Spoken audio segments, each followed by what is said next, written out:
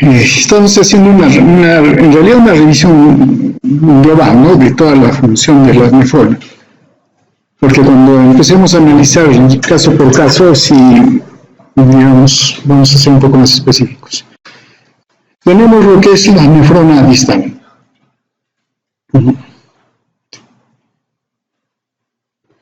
Y como mencionamos, la nefrona distal consta del túbulo distal, el segmento conector, el túbulo colector cortical y el túbulo colector medular, que a su vez también se divide en medular externo y medular interno.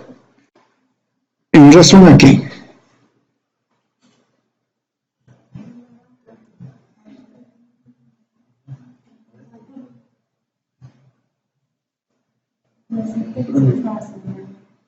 En razón a que también la médula está dividida en una parte externa y otra parte interna. Por eso eso debe ser bien claro, porque si uno se ubica en todo eso, muchas de las funciones y el porqué de esas funciones uno las puede ubicar, pero si no está ubicado en ese panorama, es cuestión de adivinarlo o aprendérselo de memoria, ¿no?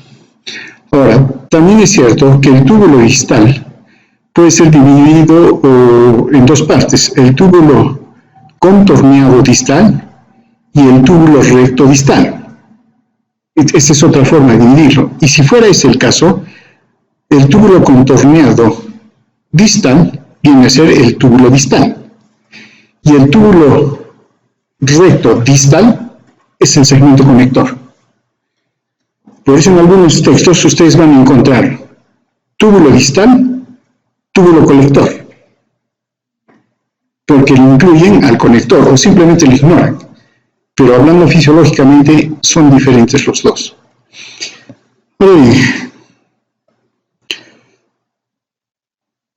En cuanto al túbulo distal, ¿no?, la primera parte está en relación al aparato yuxtaglomerular y este está relacionado con el control de retroalimentación tanto del flujo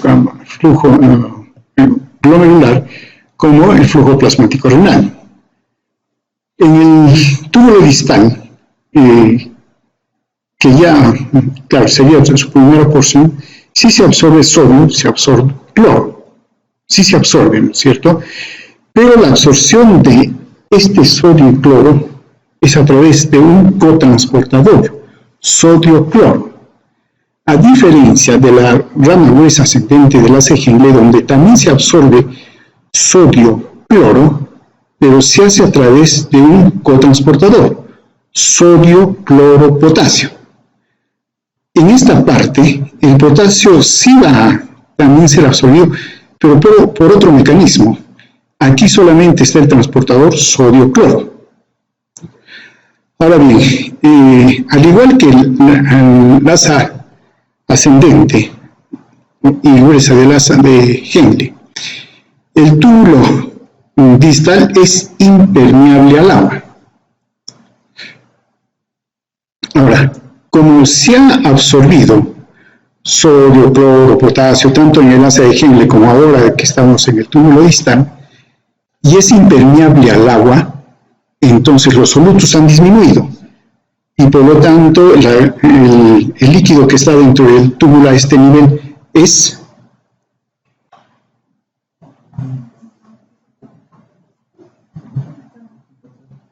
hipotónico, porque los solutos han salido y se ha quedado el agua. Entonces es hipotónico. Muy bien. A nivel ya del túbulo conector, ya estamos aquí. Miren, lo primero que hemos estado hablando está acá. Esta es la primera parte, que vendría a ser el túbulo distal hacia secas. O si quieren, el túbulo contorneado distal. Ese es su otro nombre. Y si hay contorneado, debe haber uno recto. Este es el recto. Claro que para efectos anatómicos y topográficos, mejor diremos, esta es la segunda parte del túbulo distal. Y se nombra también como túbulo conector. ¿Listo? Muy bien. Acá la cosa es diferente, ¿no? Porque se va a absorber sodio, sí, se va a absorber sodio, pero ya no a través de transportadores, sino a través de un canal. Ese canal se abre y se cierra en función a la hormona aldosterona, en función a esa. Entonces, ahora, eso va a suceder en unas células, conocidas las células principales. Esta parte del túbulo conector y el túbulo colector cortical, en esos son similares, los dos. Y a esos niveles actúa la hormona aldosterona aperturando el canal de sodio. Ahora bien, ¿dónde estamos? Claro, estamos ya en el túbulo conector, tenemos los canales de sodio que son dependientes de aldosterona. Entonces, el sodio va a ingresar por este canal. La aldosterona lo controla. ¿Por qué se libera la aldosterona?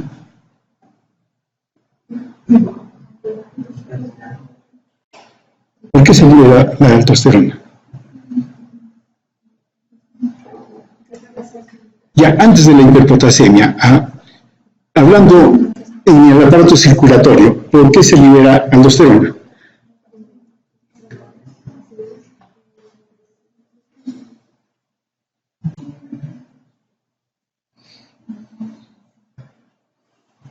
Estamos hablando de hemodinámica. ¿Cuándo, en qué condiciones se libera aldosterona?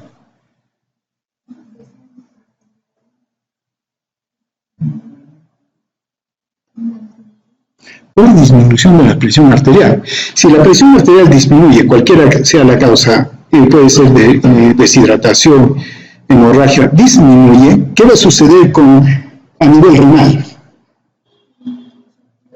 Disminuye el flujo plasmático renal.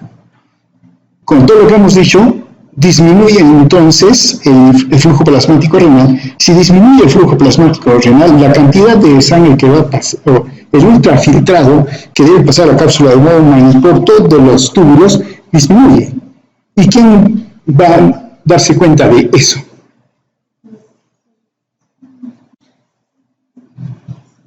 ¿Quién se va a dar cuenta de eso? El aparato yuxtaglomerular. Va a decir, no, acá hay una disminución de volumen. ¿Por qué? Porque ¿qué le va a faltar? Le va a faltar sodio. Entonces, ¿qué cosa hace el aparato yuxtaglomerular? Libera renina. Y la renina absorbe el angiotensinógeno A1 y luego A2, finalmente. ¿Y qué hace la angiotensina 2? Tres cosas. Hace tres. Una, a nivel de vasos. Vasoconstricción. Pero a diferencia de la adrenalina o la noradrenalina, hace vasoconstricción sostenida, pero remodela el tejido. Lo hace hipertrófico. Eso no hace el sistema simpático. Lo contrae, sí, pero no más. La angiotensina sí hace que se remodele y se vuelve grueso.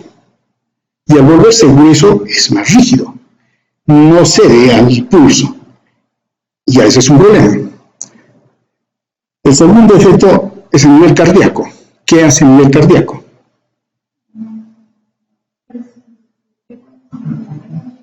Tiene un efecto estimulante, pero sobre todo en el cronotropismo, inotropismo, valnotropismo o cronotropismo. En el inotropismo hace que el músculo cardíaco se contraiga con más fuerza, sobre todo. Pero no solamente se queda ahí, porque eso hace también el sistema simpático, sino que lo empieza a remodelar, lo hipertrofia, y el corazón empieza a crecer. Al comienzo es bueno, porque le está dando más fuerza al corazón para que eleve presión. Y como se está haciendo se está aumentando la resistencia, la presión eleva. Entonces, la lógica es esa. La renina está siendo liberada por el aparato yuxtaglomerular para que se eleve presión. ¿Por qué? Porque hubo un descenso de la presión. Está corrigiendo, ¿no? Entonces, ¿pero qué sucede? Que como tiene un efecto prolongado, entonces Los vasos se vuelven cada vez más gruesos, así más resistencia. El corazón está haciendo cada vez más fuerza, se está remodelando, crece el corazón. En un comienzo eso es bueno porque permite que aumente la presión y siga circulando la sangre, pero el corazón empieza a crecer tanto de que la cavidad ventricular, como se engruesa el músculo, empieza a reducirse. Y eso ya no sirve. Entramos entonces a una insuficiencia cardíaca. Ahora, si producto de esto, como se eleva la presión arterial, el corazón sigue contrayéndose y todo lo demás, ya no cabe el líquido dentro del sistema circulatorio, pasa a tejido. ¿Y qué tenemos entonces? Edema. Y cuando tenemos eso, ¿qué decimos? Insuficiencia cardíaca congestiva. Bueno, esto lo van a ver más en fisiopatología. Y el tercer mecanismo, ¿cuál es? Ya, sí ha elevado la presión todo, pero el tercer mecanismo es que la angiotensina 2 va a la corteza suprarrenal, induce la liberación de aldosterona. La aldosterona va al riñón, ¿y qué es lo que hace la aldosterona? Estimula este canal, lo abre este canal, y por lo tanto el sodio ingresa. Y al ingresar sodio, inevitablemente el agua lo va a seguir. Y entonces, ¿qué está haciendo el riñón en este caso? Está reabsorbiendo, reteniendo líquido. ¿Para qué? Para aumentar volumen y eso también eleva presión. Eso es lo que está haciendo, ¿no? Entonces, eso significa esto acá. Pero a cambio, y ahí va con lo que dijo su compañero antes, el sodio ingresa. Para que esto no se quede negativo, el potasio sale. Dicho de otra manera, al entrar el sodio a la célula principal, por la célula principal, pierde cargas positivas. ¿Y cómo se queda el medio? Negativo. Y eso va a hacer que el potasio que está dentro de la célula en alta concentración, por la gradiente concentración y la gradiente eléctrica, sale el potasio. Listo, muy bien. Pero hasta ahí como que el cuento está bien, ¿no? No, sí está bien el cuento. Pero hay un detalle. Que resulta que la aldosterona no es liberada principal, mejor dicho, sí, todo lo que hemos mencionado que la angiotensina induce su liberación, sí, eso es verdad. Lo más importante resulta cuando hay un aumento de potasio. Y eso se llama hiperpotasemia. Entonces, cuando hay hiperpotasemia, ¿qué le interesa al organismo? Perder potasio. ¿Y quién lo va a perder? El riñón. Y el riñón lo va a hacer entonces por ese mecanismo. Luego la aldosterona se absorbe más sodio, ¿cierto? Pero se libera más potasio. La hipopotasemia hará lo contrario. No induce la liberación de aldosterona. Entonces, este canal se mantiene cerrado, nunca está cerrado del todo, pero disminuido, entonces se absorbe poco sodio y se pierde poco potasio, o no se pierde potasio si quieren, ¿no? Ahora, por la misma razón que este ambiente es negativo, el cloro ingresa, pero por vía paracelular. Claro, el cloro es negativo, el ambiente es negativo, entonces lo repele. Ingresa a través de la vía paracelular, ¿no? Listo, ¿qué más tenemos? En las células principales se elimina potasio, se absorbe sodio, pero en las células intercalares, por ejemplo, en estas células, más bien sucede al contrario. Hay un transportador hidrógeno potasio ATPasa que absorbe o jala al potasio, lo vuelve a introducir y bota al hidrógeno. Es una bomba de hidrógeno potasio ATPasa. También existe esta otra bomba, la de hidrógeno potasio, que también funciona. Entonces, por el momento, simplemente vamos a mencionar que la célula principal bota potasio y la célula intercalar absorbe potasio. Pero al estar ligado con el hidrogenión, entonces va a haber una relación entre el potasio y los hidrogeniones. Ahora, esto va a funcionar dependiendo de las condiciones de acidez o alcalinidad en que esté el organismo. Si estamos en acidosis, entonces hay que perder el hidrogenión. Esta bomba va a botar al hidrogenión, lo va a botar. Hay otros mecanismos más, ¿no? ¿Para qué? Para, sí, eliminar el hidrogenión. Ahora, el hidrogenión siempre debemos pensar que es malo, terriblemente agresivo. Es ácido alcalino. Es terriblemente ácido, daña, cualquier estructura la daña. Entonces, un hidrógeno no puede andar solo. Se tiene que ser tamponado. Entonces, y cuando sale el hidrógeno, tiene que ser tamponado. ¿Y con qué lo hace? Con el bicarbonato que está viniendo acá. Listo, lo dejamos ahí porque después hablaremos de eso. Estamos en el túbulo colector medular externo. Ya prácticamente es lo que hemos mencionado, ¿no? A este nivel, ya a nivel de los túbulos colectores, se va a volver permeable, sí, pero en presencia de hormona antidiurética. Si no hay hormona antidiurética, estos segmentos son impermeables. Necesitan de la hormona antidiurética. Porque la hormona antidiurética va a hacer de que se expresen los canales de aquaporino tipo 2. Y pueda pasar entonces, se ha absorbido el agua. A diferencia del túbulo proximal y la rama descendente del haz Henle, donde también se absorbe agua, también se hace a través de aquaporinas, pero esas aquaporinas son del tipo 1, no dependientes de hormona antidiurética. Listo. Ya entramos al túbulo colector de la médula, en la parte interna, ¿no? Claro, acá, tubo colector, estamos ahí las células principales intercalares, se absorbe el sodio, ¿no? Que está concentrado en la orina, y también esta zona ya es importante en la acidificación de la orina por los hidrogeniones que hemos mencionado, y lleva a la pelvis renal, ureter, todo lo demás. Importante también esto. Miren, ya estamos por acá. Y entonces empezamos a entrar acá. Cuando se llega por aquí, esto es permeable dependiendo de la hormona antidiurética.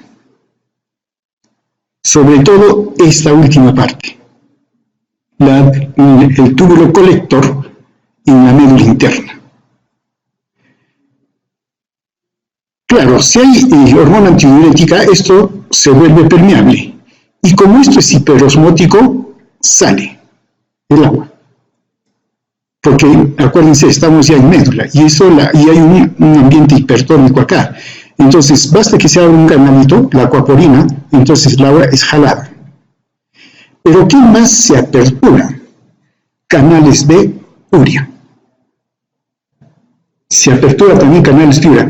La urea en un 50% se absorbe acá, pero después se absorbe aquí y llega un 80% nuevamente y luego si viene por acá y va a ser nuevamente eliminado acá. Esto se llama el ciclo de la urea. ¿Por qué? Si el agua ingresa acá por las acuatorinas, que son dependientes de la hormona antidiurética, ingresa agua, ¿cierto? Claro, muy bien, pero ¿qué pasaría? Está entrando agua a un lugar hipertónico y le estamos echando agua. ¿Qué pasa con la hipertonicidad? ¿Qué pasa? Disminuye. Y entonces la médula interna perdería osmolaridad. Y si pierde osmolaridad, no podría jalar el agua que viene por el túbulo descendente. Perdería función. Para evitar eso, sale la urea. Y la urea es osmóticamente activa. Y al salir la urea, entonces, mantiene la hiperosmolaridad. Ahora, la osmolaridad en la médula interna depende básicamente de dos, de la urea y del sodio. ¿Por qué? Porque el sodio está saliendo de acá, está siendo jalado al intersticio por las bombas, por los transportadores y finalmente por la bomba de sodio-potasio ATPase. Entonces el sodio está aquí, reinando está acá el sodio, por eso este es hipertónico. Pero lo que vemos más hipertónico, sale la urea. Y la urea se sube y aumenta la osmolaridad.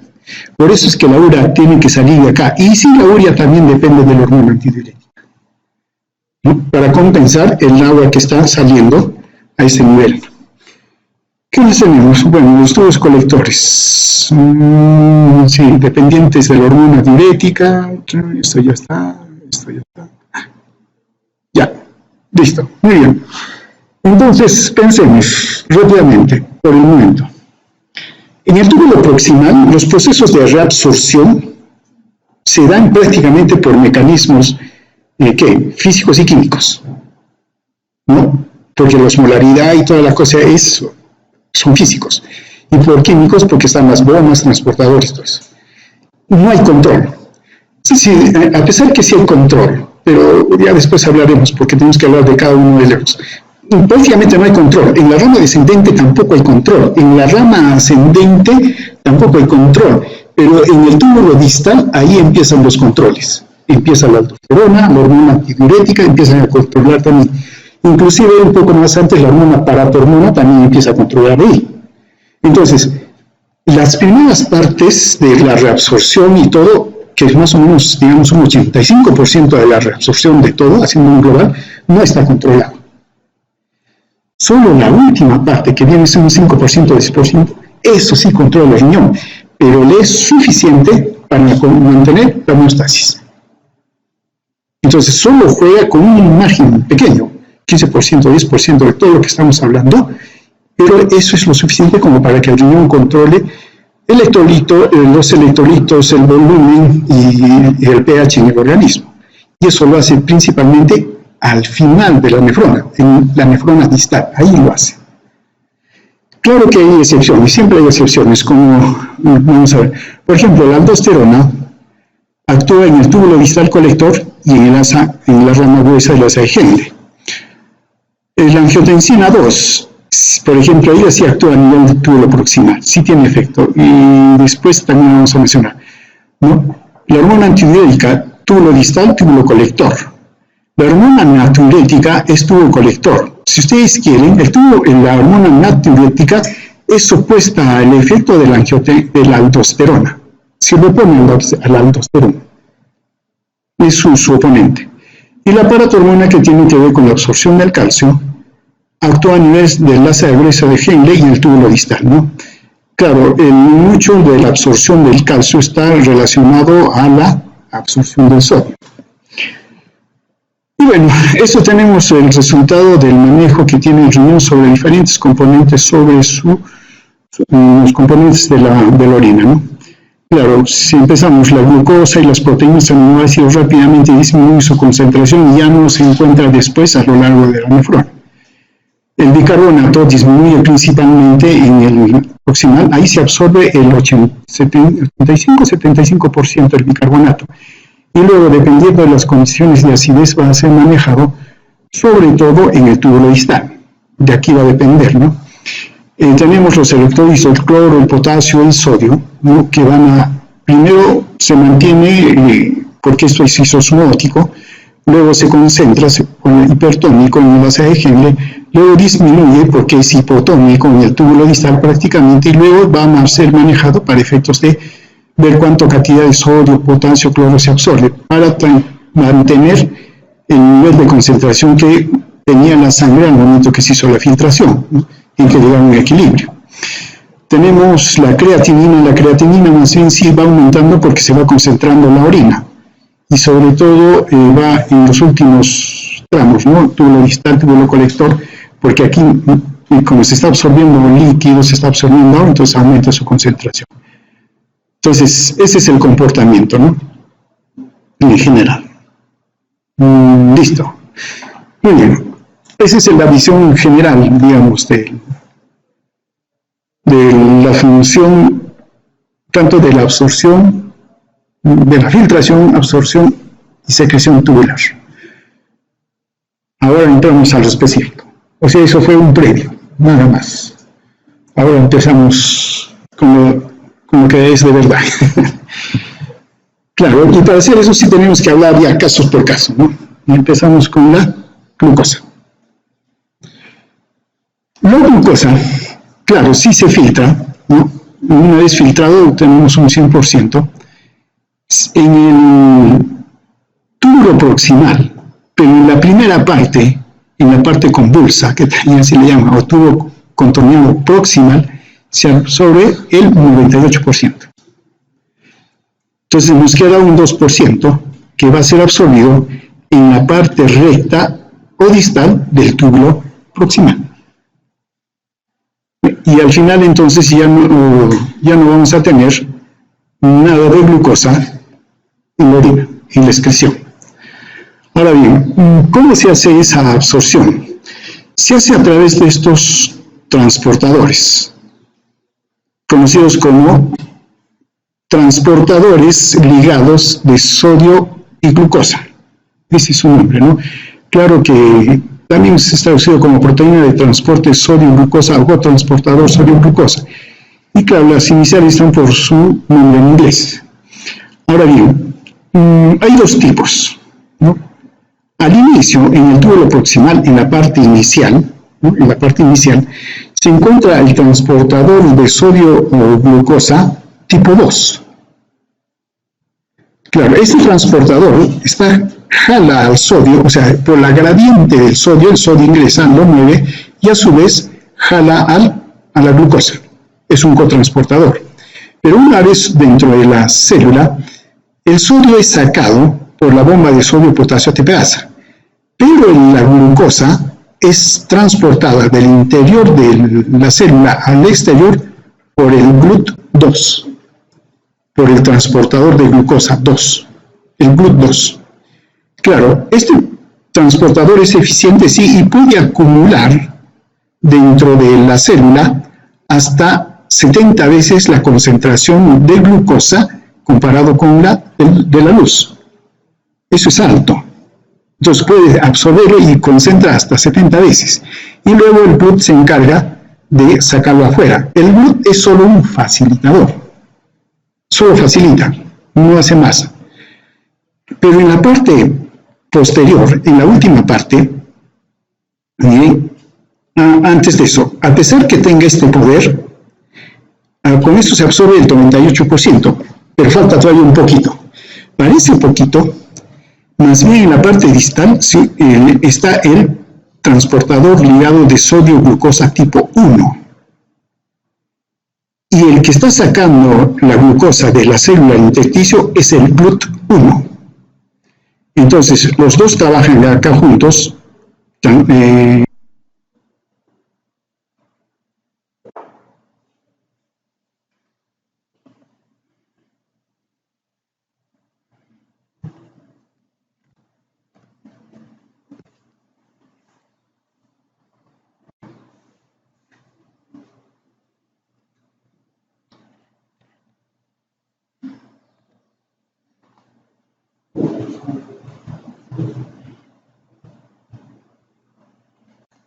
Estamos aquí.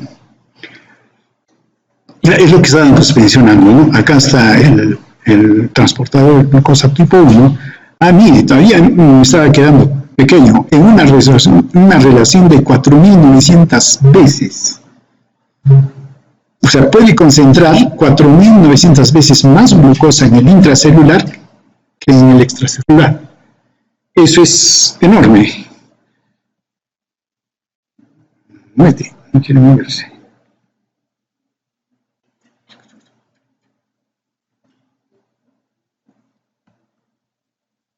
Ya, miren, lo que vamos comentando. La cantidad de glucosa, la carga de glucosa que es filtrada depende de la concentración de glucosa en plasma, ¿no? Y Claro, entonces finalmente decimos que la filtración de la glucosa depende de la concentración de glucosa plasmática. Entonces aquí tenemos esa relación, ¿no? Esta curva.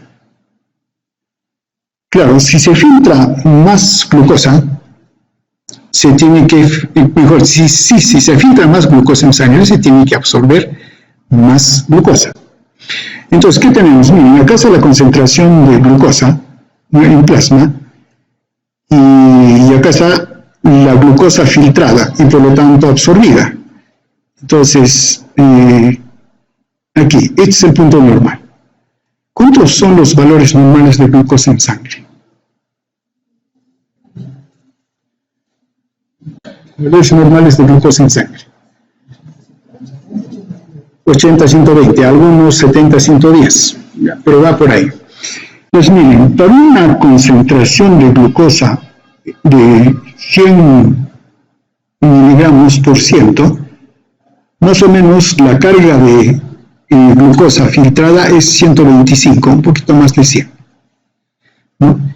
Si es 120, como ustedes mencionan, entonces la carga tendrá que ser todavía un poco más, 120, 150 por ahí, ¿no?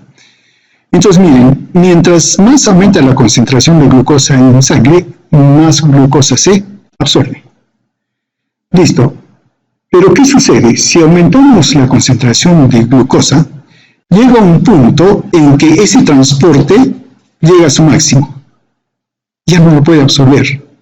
Y por lo tanto, la glucosa no es absorbida de la carga que le ha llegado y empieza a eliminarse por la orina. Aparece en la orina. Listo. Pero claro, resulta que ese transporte máximo es a 375 aproximadamente miligramos por minuto. Hasta ahí es su capacidad máxima. ¿Eso qué significa? Que si la concentración de plasma en glucosa fuera de más de 200, cerca de 300, ahí recién llegaría a saturar la capacidad de absorción, el transporte máximo. Pero ¿qué sucede en nosotros? Que miren, cuando la glucosa ya está en 200, inclusive clínicamente se maneja de 150 a 180, ya se llega a que la cantidad de carga de glucosa filtrada ya no se absorba y aparezca en la orina. Mucho antes de que haya saturado su capacidad máxima de transporte. Entonces, ya más antes. Entonces, ¿qué significa? Que si la concentración de glucosa en sangre está en 180, va a tener el valor más alto, pero para algunos inclusive 150, ya aparece glucosa en la orina. Entonces, si uno toma la orina, le hace su dosaje de glucosa y sale positivo, ¿cuánto de glucosa por lo menos tiene ese paciente en sangre? ¿Cuánto? 180 si manejamos este valor, pero uno podría decir ya tiene más de 150. Solamente con ese positivo, nada más, ¿no? Entonces, ¿se dan cuenta? Ahora bien, bueno, acá está el GLUT 2 y acá el GLUT 1 que mencionamos. Solo para comentar. Claro, a nivel del riñón, usualmente se habla del GLUT 2 y el transportador de glucosa 2, que trabaja aquí. Pero a nivel intestinal, también trabaja el transportador de glucosa tipo 1 y el GLUT 1. Y eso permite que se absorba la glucosa a nivel intestinal. Allí trabajan estos dos. Ahora, veamos la absorción de los aminoácidos. En cuanto a los aminoácidos, sí, se filtran los aminoácidos de manera libre, y esa cantidad representa para nosotros el 99%, pero en el túbulo contorneado proximal se absorbe el 99%. Y solo un 1% se absorbe en el túbulo recto proximal. Se absorbe. Y entonces, al final, hay 0 de aminoácidos excretados. Ahora bien, ¿cómo se absorben los aminoácidos? Los aminoácidos también se absorben a través del cotransportador sodio-aminoácidos. Luego el sodio es sacado por la bomba de sodio-potasio ATPasa y los aminoácidos son sacados hacia afuera por un canal o un transportador de aminoácidos. ¿No? Lleva ahí, no hay problema. Ahora, más bien hay ciertos aminoácidos como el glutamato, la lisina y la prolina que se absorben de una manera un poco más particular y precisa, porque ellos tienen canales específicos de lisina, prolina, por ejemplo, claro, acá está la prolina, que son absorbidos por esos canales, ¿no? Y tienen canales también, digamos, propios, que son el que los saca hacia afuera. Pero todos ellos dependen de la gradiente del sodio. Ahora, pero también se elimina oligopéptidos, que son péptidos pequeñitos, ¿no? Son oligopéptidos. O mejor dicho, se filtra oligopéptidos. Estos oligopéptidos son degradados a aminoácidos por transaminases que se encuentran en el borde apical, en el borde en cepillo que le llama, de las células epiteliales, y son degradados a aminoácidos. Y los aminoácidos son absorbidos, ¿no? Ahora bien, sí. Por ejemplo, la angiotensina puede ser reabsorbida, el glutatión también, ¿no? Y otros pequeños péptidos, ¿no? También que son absorbidos de esta manera. También puede pasar proteínas, ¿no? Pero también lo mismo sucede, 99% primero es absorbido y finalmente en la segunda parte debe ser absorbida el 1%. No debe haber proteínas. No debe haber. ¿No? A pesar de que acá nos dicen valores aproximados a 1. No debe haber las proteínas. Uno, porque sin proteínas hay puede haber dos fallas. La más común, daño del glomérulo. La membrana de filtración se ha abierto, se ha dañado y está dejando pasar proteínas. Y segundo, estos transportadores son insuficientes. Entonces, eso tenemos. Pero en cualquiera de los dos casos, no señala lesión renal. En caso de las proteínas, incluido la albúmina y péptidos hormonales como la insulina, por ejemplo, eso llevan a la luz, si es que llegan, ¿no es cierto? Pero son captados por endocitosis, a través de receptores. Se forma una vesícula, un endosoma, que luego se une a un lisosoma y tenemos el fagolisosoma. Y el fagolisosoma tiene enzimas y degrada a aminoácidos. Y los aminoácidos son absorbidos, ¿no? Entonces, tampoco, en realidad, no es que la proteína entera es absorbida. Es degradada a aminoácidos y son los aminoácidos los que se absorben. De esta manera, digamos, se asegura el riñón de no eliminar proteínas. Antes de entrar en eso, en el intercambio capilar a nivel de los tejidos, en el intercambio capilar hay salida de proteínas. Esta noche van a dar el examen. No, sí. ¿Están seguros? No sale, ya, estoy de acuerdo con ustedes, no sale, pero sí sale. Claro, si uno le pregunta por el capilar, ¿no? Que está en el organismo, que hace intercambio, ¿salen proteínas? Uno dice no, y le ponen 20. Pero en su interior dice sí sale. Porque si uno dice sí sale proteínas, le ponen 0.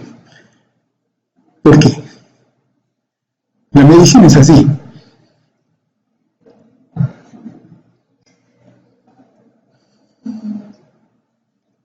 Son capilares continuos, de acuerdo. Y uno dice el capilar continuo no deja pasar proteínas. El fenestrado sí, ¿no? Pero, y el fenestrado y el sinusal, ni qué decir.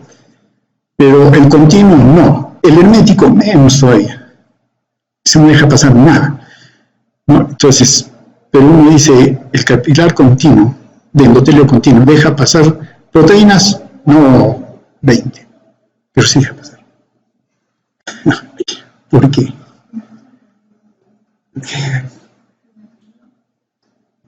Para eso nos vamos a los vasos linfáticos. Los vasos linfáticos recogen el líquido, ¿no es cierto?, del intersticio. ¿Cómo lo hacen? ¿Por qué lo hacen? Más que todo el cómo. El capilar linfático se inicia en fondo de saco, ciego. ¿No es cierto? Porque es una bolsita y que empieza así y se va. Por eso llaman fondo de saco ciego, le llaman.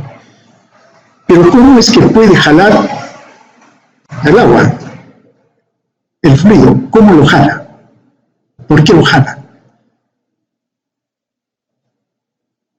Debe haber algo. No hay una bomba que lo meta, pero debe haber algo que lo absorba.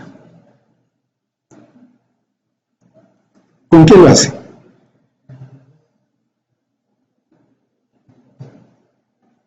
Porque tiene una alta osmolaridad. Y más que osmolaridad, tiene una presión coloido-osmótica. Y si es coloido-osmótica, debe haber proteínas. ¿Y de dónde aparecen esas proteínas? No es que vengan por el vaso linfático y se van hasta el inicio, no, porque más bien el fluido va hacia el centro. Entonces, ¿de dónde resultan teniendo proteínas los vasos? Es de una pequeñísima parte de proteínas que se escapa, y se escapa al intersticio. Y esas proteínas a algún sitio tienen que ir, ¿no? Y se van a los vasos. Y los vasos linfáticos tienen una especial estructura de suelos endoteliales, que no están así como en el endotelio capilar, sino que está así, y se separan. Entonces, cuando viene el líquido, se abre, cae dentro del saco, y cuando quiere salir, se cierra. Es como una válvula. Entonces siempre está absorbiendo. Y como no tiene membrana basal y está abierto, entonces la proteína entra.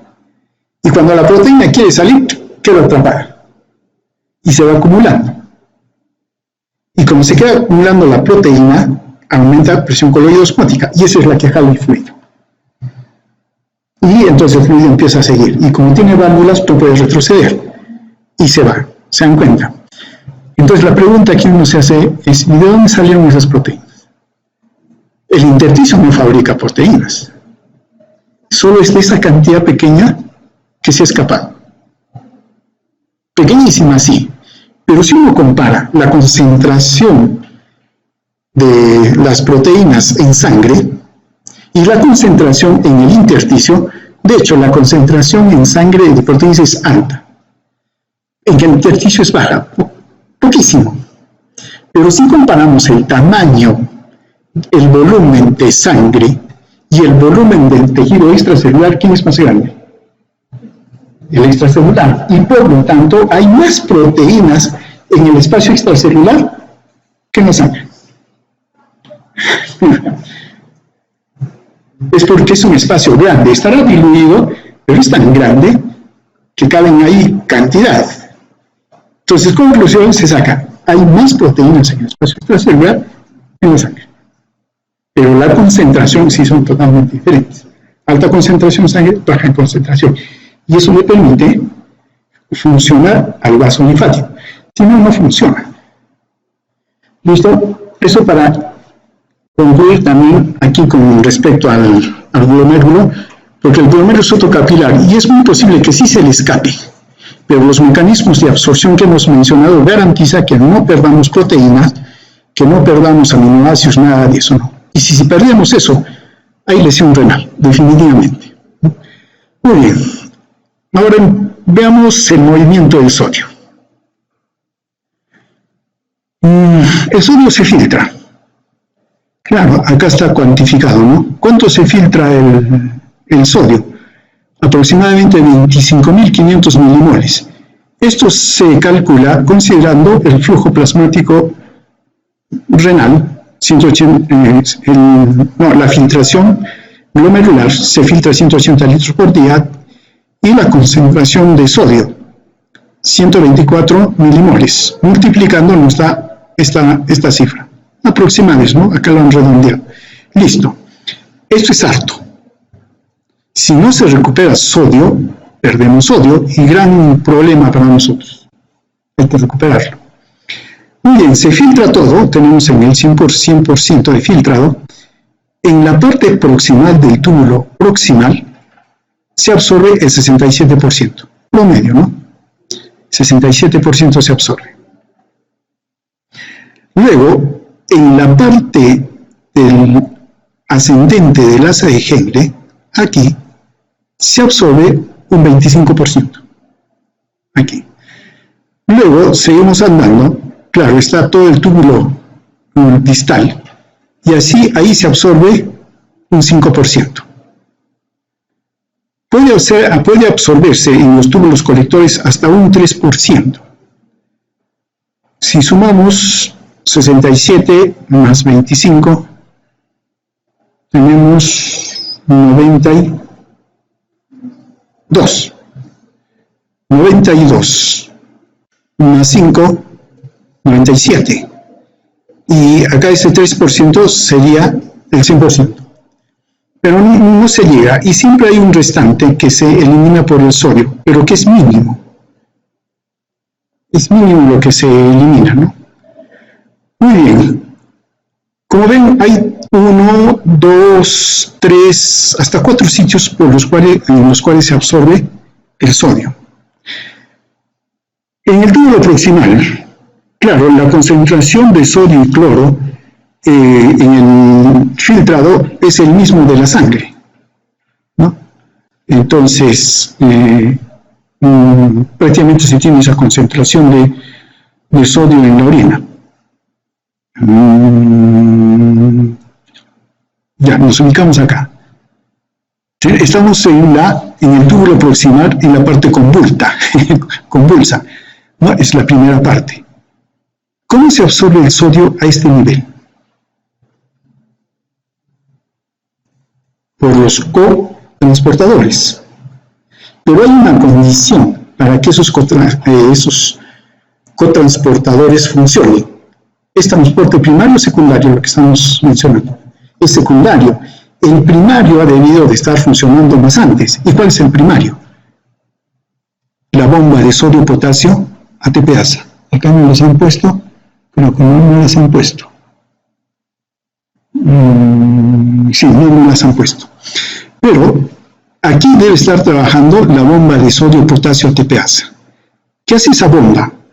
Jala al sodio hacia afuera, ingresa potasio.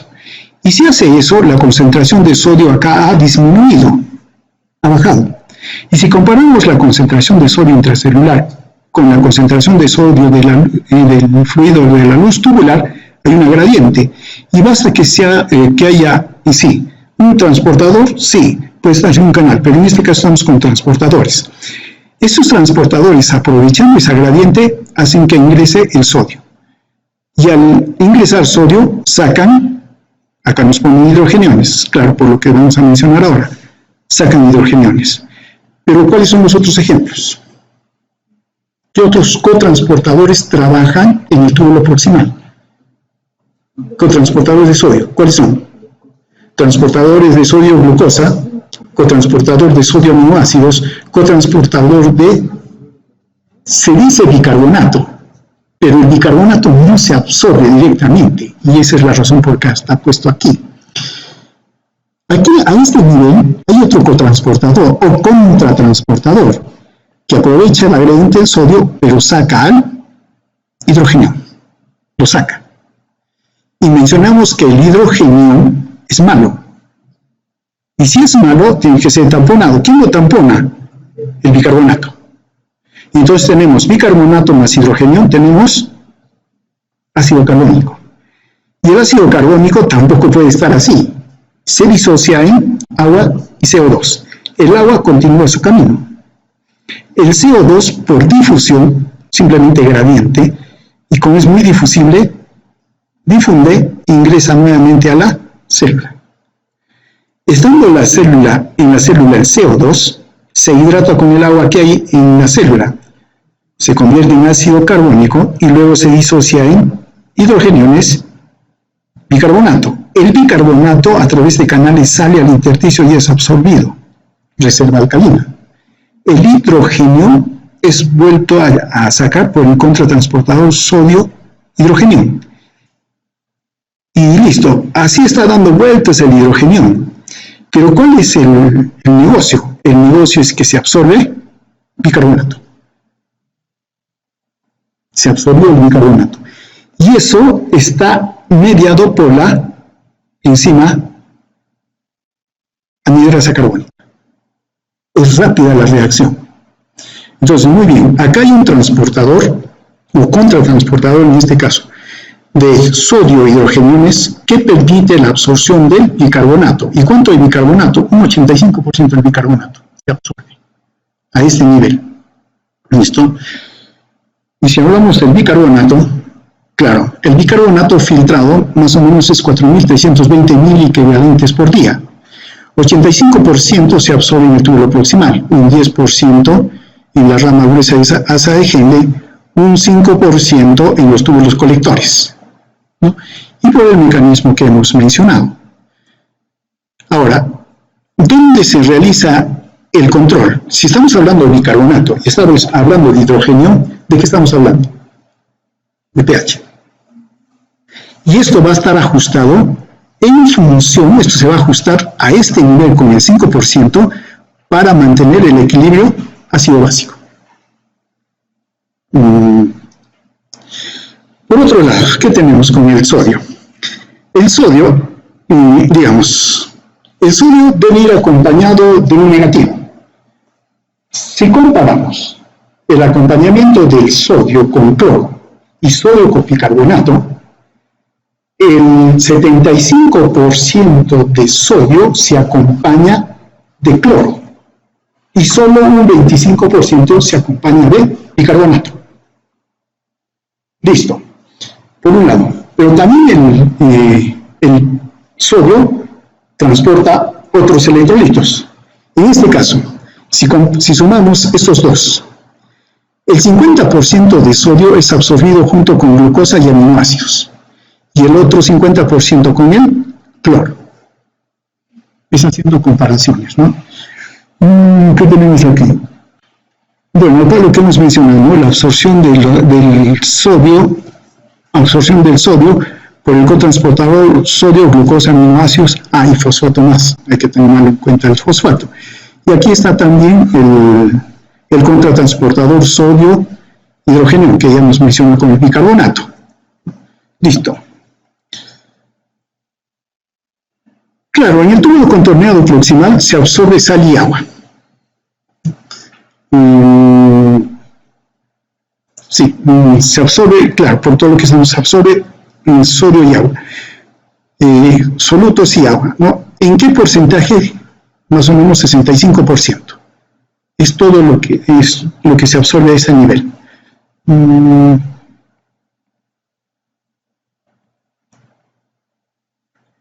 Hemos ido hasta ahí. ¿Qué pasó? Esta cosita está. Acá está.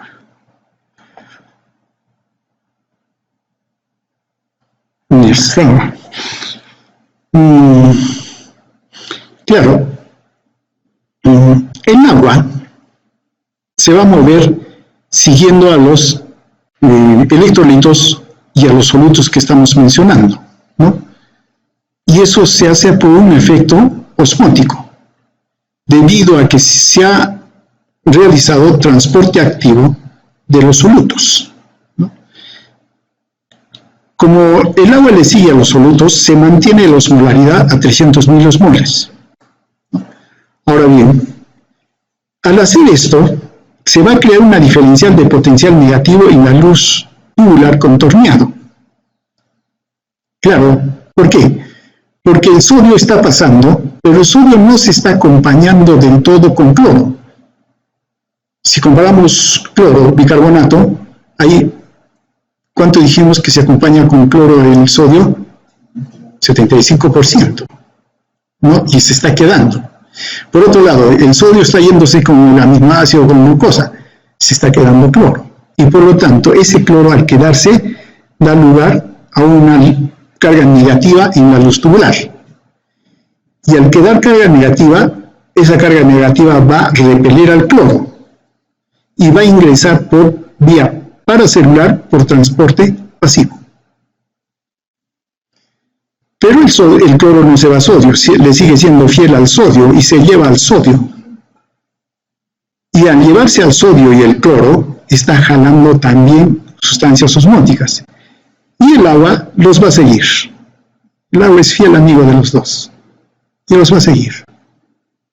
Y entonces se está extrayendo no solo cloro, por la carga negativa que tuvo el potencial transepitelial negativo, cloro, sodio, agua, por vía paracelular. Porque el agua que está acompañando al sodio glucosa, sodio aminoácido, ¿por dónde está entrando? Por vía transcelular, a través de acuaporinas. Entonces, el agua se mueve por vía transcelular a través de las acuaporinas y por vía paracelular simplemente siguiendo a sus amigos por osmolaridad, y eso se llama arrastre por solvente. Sí, se absorbe el 60% y todo lo demás. Yo creo que nos quedamos aquí. ¿Listo? Muy bien, continuaremos el lunes.